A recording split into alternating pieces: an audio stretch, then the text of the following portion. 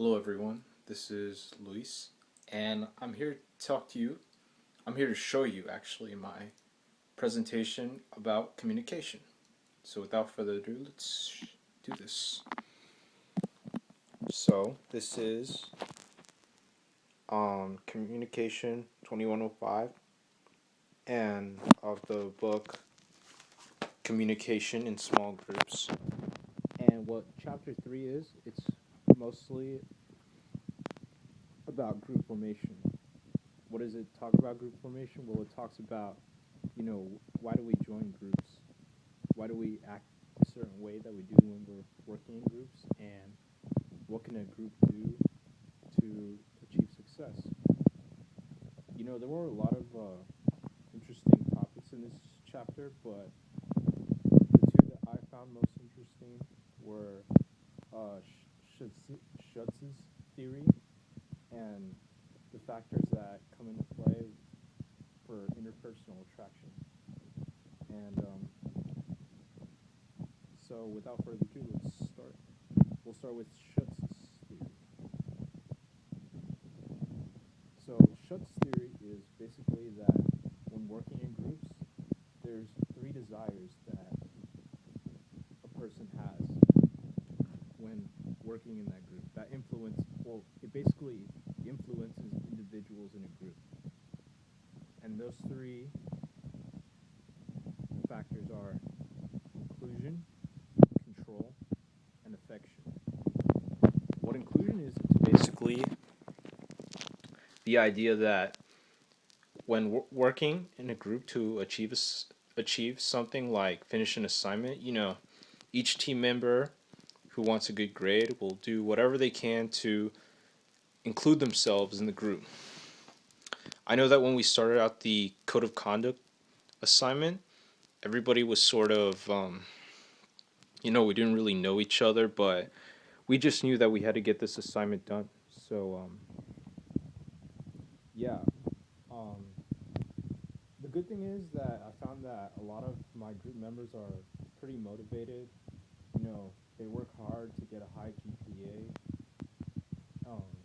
during time at during their time at school, and I found that was all something that we could relate to. So we all had an urge to succeed. The other desire that is part of Schutz's theory is control.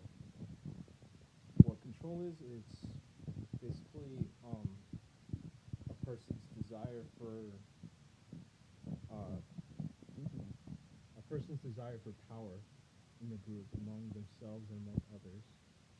Um, this could be in the form of this could happen mostly from like a team leader. One person can have more say in the group than the rest of the group, but I think it's important to know that each each team member should have an equal amount of contribution to the group because there might be one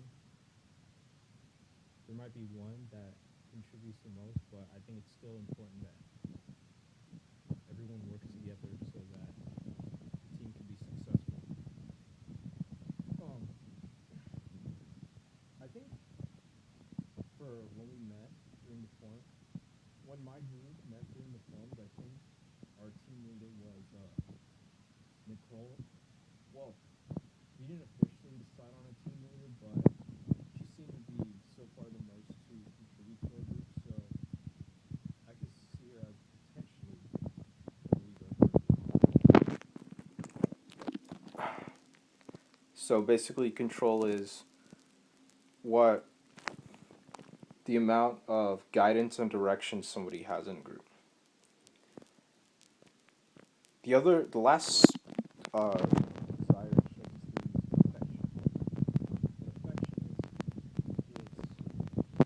basically a person's need for people to give emotional warmth and closeness. It's summer. It's a lot of people are relaxing. But we're still taking summer classes, so that might lower the relaxedness in for the people who are taking this class. But I find that when we're talking to each other, I think it's good that we still act friendly. We ask them how their day is going. I think if we provide positive feedback, um, when they have a good idea, that it will be good for basically just being friendly in general. Making sure that there's a positive environment inside of our group. So that's Shutt's theory for a person's desires inside of a group. Now, the next topic I wanted to get to was factors in interpersonal attraction. These are all the things that come into play when you're talking about the individual. What makes the individual attractive to the rest of the group and to be able to cooperate with the rest of the group. So these are the factors. Um, so we have similarity, complementary, proximity, physical attractiveness. Now, when I talk about similarity, I'm talking about, what do we have? What is what does that person of the group have in common with other members of the group? That person might be an athlete, so they might be able to comment on sports activities. Something to have them have common ground when working in that group. They might both be good at technological aspects, so they might be able to be good at talking with each other. I found that when we were working, when well, we've been talking. Well, me and my group have been talking in the forums, and uh, we both we in general have a lot in common. Like when we were doing the group commonalities, we found a lot of things that we had similar. We all like to run. We all had similar majors. I think some were health majors. Some were computer related majors. So it's good to have similarities with the whole group to get each other to have better communication.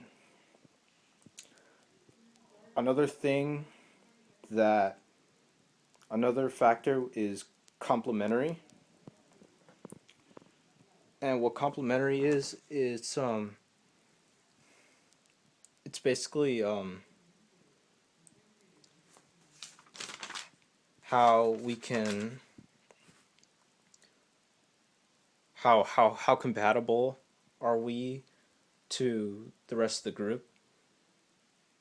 Like, for example, I could like people who are outspoken, who are very extroverted, but not everybody likes somebody who's extroverted. You might value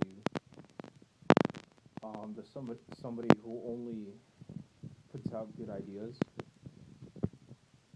I think you know there's a lot to be there's a lot of compatibility found in our group. Somebody has maybe a better understanding of health.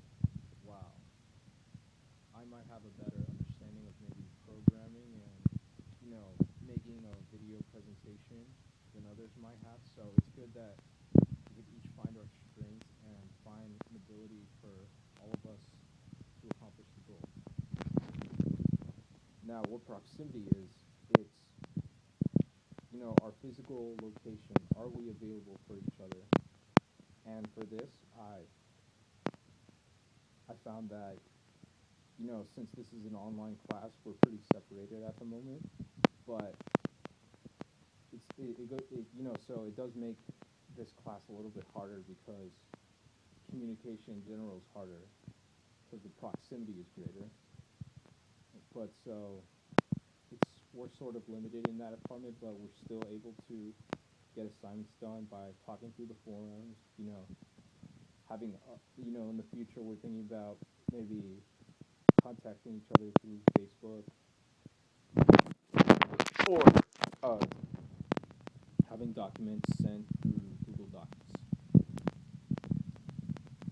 One of the last factors in interpersonal attraction is physical attractiveness. Now, I don't know about everyone else in the class, but personally, when I get assigned to a group, I usually communicate with the most attractive girl in the group because that's just how guys work. We like talking to the prettiest girl in the group. Um, but that only works when the group is just starting out. So, if that girl doesn't have anything to contribute in the group, then I might talk to her less and I might talk more constructive members of the group. Right now, for our group interactions, we don't really. That isn't really a factor. Honestly, I haven't seen what the rest of my group looks like. I know it's me and two other girls. Actually, me and three girls, and another guy. So I haven't seen them. I can't tell. I can barely tell what they look like. So yeah. So all those are the factors that go into interpersonal attraction.